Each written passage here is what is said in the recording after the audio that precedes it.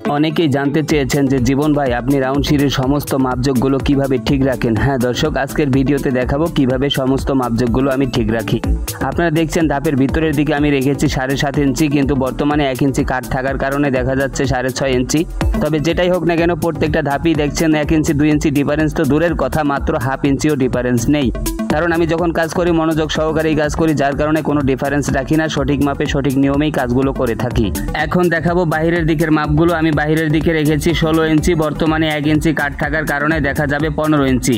তবে আপনি যাই রাখেন না কেন প্রত্যেকটা মাপই একই মাপে থাকলে এই সিঁড়িতে উঠানামা করলে কোনো রকমের দুর্ঘটনার সম্ভাবনা থাকবে না। আপনারা আমার ভিডিওতে স্পষ্টভাবে দেখতে পাচ্ছেন আমি বাহিরের দিকে 16 ইঞ্চি রেখেছি। কাট থাকার পরে যেহেতু এখন 15 ইঞ্চি দেখা যাচ্ছে, কিন্তু প্রত্যেকটা গ্যাপ 100% 15 ইঞ্চি আছে। আমরা নিজেকে অনেক ভালোবাসি বলে গোসলের সময় শরীরে কোনো ময়লা থাকে না, ঠিক সেরকম ভালোবেসে কাজ করলে সেই কাজের মাপজোক কখনোই ব্যতিক্রম হবে না। আপনারা আরো দেখে নেন যে মিডিল থ্রেডের মাপগুলো 10.5 ইঞ্চি দেখা যাচ্ছে, তবে প্রত্যেকটা গ্যাপেই কিন্তু 10.5 ইঞ্চি 100% আছে। অনেক সিঁড়িতেই প্রায় অনেক ব্যতিক্রম হয়ে থাকে, কিন্তু মনোযোগ সহকারে কাজ করলে সকল দিকের মাপজোকগুলো 100% রাখা সম্ভব। একটা বিষয় মাথায় রাখবেন, যখন একটি ডুপ্লেক্স বাড়ি নির্মাণ করা হয় তখন কিন্তু সেই বাড়িটি হাজারো মানুষের নজর কেড়ে নেয়, আর সেই বাড়িটির সৌন্দর্য ফুটিয়ে তোলার মূল আকর্ষণ হচ্ছে একটি রাউন্ড সিঁড়ি। আর সেই সিঁড়িটির সৌন্দর্য ফুটিয়ে তুলতে প্রয়োজন সঠিক মাপজোক, আর ওই মাপজোকগুলো ঠিক রাখতে প্রয়োজন একজন দক্ষ কারিগর। তবে ভিডিওটি যতই সামনের দিকে যাবে ততই মূল বিষয়গুলো বুঝতে পারবেন এবং বেশি বেশি জ্ঞান অর্জন করতে পারবেন। আর অনেকে জানতে চেয়েছেন যে জীবন ভাই আপনার লেআউটগুলো এত সুন্দর হয় কিভাবে, আপনি মাপগুলো 100% রাখেন কিভাবে। আপনারা দেখছেন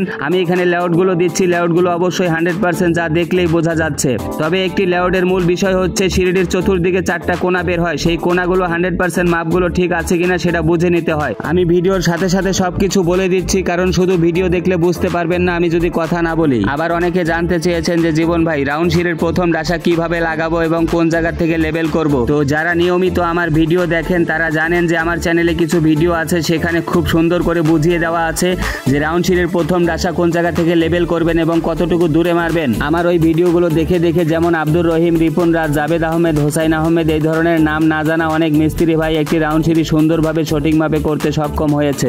আপনারা যদি নিয়মিত আমার চ্যানেলের ভিডিওগুলো দেখেন তাহলে আপনিও একটি রাউন্ড সিঁড়ি 100% কমপ্লিট করতে পারবেন। আর আমার কাজের সকল মাপজোকগুলো ঠিক থাকার আরেকটি গুরুত্বপূর্ণ কারণ হচ্ছে আমি কিন্তু শুধু টাকার জন্য কাজ করি না, কারণ এই কাজকে আমি অনেক ভালোবাসি, কাজ করতে আমার অনেক ভালো লাগে, তাই আমি ভালোবাসার মাধ্যমে এই কাজগুলো করি, সেই কাজের মাধ্যমে উপার্জন করি। আপনাদের ভালো করে জানা আছে যাদের নিজের সন্তান নাই তারা কিন্তু অন্যের সন্তানকে খুব ভালোবাসে, ঠিক সেরকম আমি নিজের বাড়িতে হয়তোবা এই ধরনের একটি সিঁড়ি করতে পারবো না, তাই আমি যার বাড়িতে এই ধরনের সিঁড়ির কাজগুলো করি সেই সিঁড়িটাকে আমি নিজের বাড়ির সিঁড়ি মনে করে খুব সুন্দরভাবে মনোযোগ দিয়ে এই কাজগুলো করি। তবে এই পর্যায়ে আমার ডাসা লাগানো শেষ হয়ে গেছে, কিন্তু এই ডাসা লাগানোর সৌন্দর্য দেখেই বুঝতে পারছেন সিঁড়িটি কতটা সৌন্দর্য হতে যাচ্ছে। আমি জানি এই কাজের টাকা দিয়ে আমার সংসার চলে এবং আমার সন্তানের লেখাপড়ার খরচ হয়, তাই সেই কাজের ক্ষতি করে বেশি টাকা লাভ করা আমার উদ্দেশ্য নয়। আমার উদ্দেশ্য হলো খুব সুন্দরভাবে সঠিক মাপে একটি সিঁড়ি তৈরি করে সুনাম অর্জন করা এবং যাদের কাজ করব তাদের মন থেকে দোয়া পাওয়ার আশা করা। ছাউনি করার একটা বিষয় মনে রাখবেন, 3 ডাসা 4 ডাসা মিলিয়ে যারা কাঠ লাগানোর চেষ্টা করেন তাদেরকে বলবো আপনার সিঁড়িটি কখনোই 100% লেভেল রাখতে পারবেন না। তাই আপনি প্রত্যেক ডাসায় ডাসায় কাঠগুলো এভাবে লাগিয়ে রাখবেন এবং বস্তা মেরে খুব সুন্দর করে প্যাকেটিং করবেন, তাহলে সেই সিঁড়িটি 100% ফিনিশিং এর মাধ্যমে খুব সুন্দর দেখা যাবে। ইতিপূর্বে যারা আমার ভিডিও দেখেছেন তারা ভালো করে জানেন যে আমি সুন্দরভাবে কাজ করার কারণে অনেক মালিক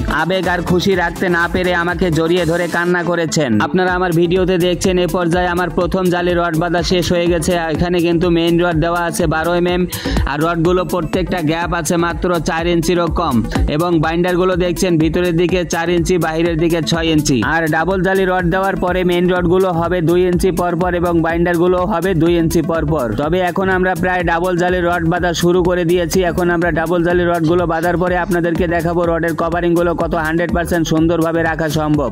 তবে একটি সিঁড়িকে শক্ত করে ধরে রাখার জন্য প্রয়োজন রডের মাপজোক ঠিক থাকা এবং রডের কভারিং যদি ঠিক না থাকে তাহলে কিন্তু ওই সিঁড়িটিতে আয়রন জমে সিঁড়িটির ভিতরে ভিতরে রডগুলো নষ্ট হয়ে যাবে, পরে ভবিষ্যতে আস্তে আস্তে সিঁড়িটি ক্যারেট করবে। আপনারা দেখছেন 2 জালির মাঝখানে আমি কত সুন্দর 100% কভারিং রেখেছি। এদিক দিয়ে যদি একটি পাখি ঢুকে ওদিক দিয়ে ইনশাল্লাহ বের হয়ে যাবে, এবং নিচেও 1 ইঞ্চি কভারিংটা কত সুন্দর 100% রাখতে পেরেছি। তবে আপনারা চাইলে বাইন্ডারগুলোকে রিং বানিয়ে দিতে পারেন, তবে রিং বানিয়ে দেওয়া আর কাটার বান্ডার দেওয়া বড় কথা না, বড় কথা হচ্ছে সিঁড়িটির কভারিং এবং রডের মাপজোকগুলো 100% ঠিক থাকা, তাহলে সিঁড়িটি হবে গুণগত মান এবং মজবুত আর শক্তিশালী। এবং এখানে ভালো করে খেয়াল করুন, ঠিক এই জায়গা থেকে সিঁড়িটি কিন্তু শক্তি প্রয়োগ করবে। তো এই জায়গার রডগুলো যদি ঠিক মতো না থাকে তাহলে কিন্তু সিঁড়িটি শক্তি পাবে না। যেখানে ছাদের শেষ এবং সিঁড়ির শুরু সেখানে অবশ্যই নিচের রডগুলো উপরে যাবে আর উপরের রডগুলো নিচে যাবে এবং সমস্ত কভারিং 100% থাকবে। অনেকেই জানতে চেয়েছেন যে জীবন ভাই আপনি ধাপের লেভেলগুলো কিভাবে 100% রাখেন। আমি তাদেরকে বলবো এই ধাপের সকল বিস্তারিত নিয়ে একটি ভিডিও তৈরি করা আছে, আপনারা আমার চ্যানেলে সেই ভিডিওটি দেখলে আপনিও ঠিক আমার মতো সঠিক মাপে এবং সঠিক লেভেলে ধাপ মারতে পারবেন। তবে ধাপ মারার পরে আপনার সিঁড়িটির লোডিং স্ল্যাব ঠিক আছে কিনা এটা ঢালাই করার পরে বুঝলে কোনো লাভ নাই। ঢালাই করার আগে আপনি লোডিং স্ল্যাবটা কিভাবে বুঝে নেবেন, ঠিক কাঠ থেকে নিচের তলা পর্যন্ত এই জায়গায় স্টিল টেপ ধরবেন। এই জায়গাটাতে যদি 6 ইঞ্চি থাকে তাহলে আপনার লোডিং স্ল্যাব 6 ইঞ্চি থাকবে এবং আপনার সিঁড়িটি কোন দিকে কাইট হলো এটা বোঝার জন্য ধাপ মারার পরে স্পিড লেভেলটা এইভাবে বসাবেন। স্পিড লেভেলের পানিটা 2 দাগের মাঝখানে থাকলে বুঝতে পারবেন আপনার ধাপটি 100% লেভেল আছে। তবে আপনারা দেখছেন এটা কিন্তু শুধু ফুল রাউন্ডের রাউন্ড সিঁড়ি নয়, এটা হচ্ছে মধুবালা ফুল রাউন্ডের রাউন্ড সিঁড়ি। আপনার মনে প্রশ্ন আসতে পারে এটা কেন মধুবালা রাউন্ড সিঁড়ি? কারণ চুয়াডাঙ্গার আলমডাঙ্গা ইতালি প্রবাসী এই সিঁড়ির মালিক আমাকে বলেছেন, ভাই যখন আমি ছাদ করব তখন হয়তো আপনাকে পাবো না, ছাদ না হয় পরে করব, আপনি আমার সিঁড়িটি আগে করে দিয়ে যান, কারণ সিঁড়িটি আমি একমাত্র আপনার দ্বারাই করব। কারণ আমরা অনেক ভিডিওতে শুধু এভাবে উপর থেকে একটি সিঁড়ি দেখি আর শুনি যে কত সুন্দর একটি সিঁড়ি করেছি, কিন্তু শাটারিং খোলার পরে অনেকের সিঁড়ি দেখা যায় বিভিন্ন জায়গায় বিভিন্ন সমস্যা, কিন্তু একমাত্র আপনি সব দিকের মাপজোকগুলো খুব সুন্দরভাবে দেখিয়ে দেন, এতে পরিষ্কার বোঝা যায় আপনার হাতের কাজগুলো খুব সুন্দর হবে। শাটারিং খোলার পরেও সিঁড়িটি কোনো দিক দিয়ে কোনো সমস্যা হবে না, তাই আমি আপনাকে দিয়ে এই সিঁড়ি করব।